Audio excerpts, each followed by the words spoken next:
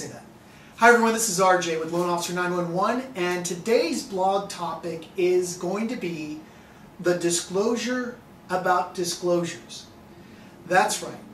This crazy mortgage industry that we're in, we have to put our clients through hell with paperwork. So what I want to talk about is the three-stage disclosure process.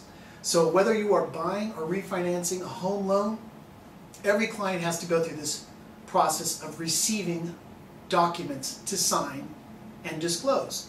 So let's talk about the three disclosures. The first set is, let's get talking about getting a loan. That's right, we send out an initial disclosure statement to you, letting you know we're in the conversation of getting a loan. I know this sounds silly, it's stupid, I know. But by law, 3 days after a loan application has been signed, a property has been identified, an address, a borrower, all that rigmarole, we have to send out an initial set of disclosures. They have to be signed and dated. Typically in this set of disclosures, the important thing is signing the initial loan application, also borrower's consent form. There's also what's called a 4506T, which is a government disclosure regarding your tax returns to verify that the information you've given the loan officer is the same information you report to the government. That's why we call it full doc.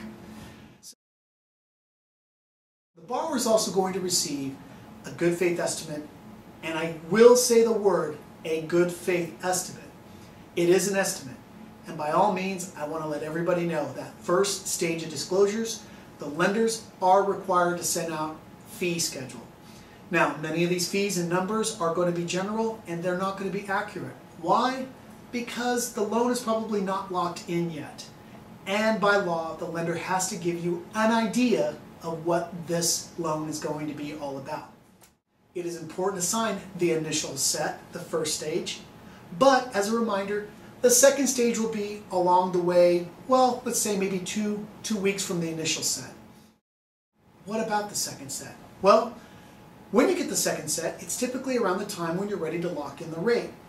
These disclosures are just as important to get the process rolling. Why? Well, we've got closer to the numbers and the figures that you want to see. So unlike the initial set, the first set, the second set is going to give you more accurate figures and numbers to work with. By all means, anytime you have a question, pick up the phone, call your loan officer to discuss the initial set as compared to the second set. I will assure you the second set of disclosures are going to be a lot more accurate. Now, in case of working with a mortgage banker or broker, you might receive what's called a third set of disclosures. And this typically happens when you get closer to signing loan documents. It's the lender's way of making sure you have seen and read everything that's possible about understanding the interest rate you selected, the fees you are paying, the loan amount that you've requested.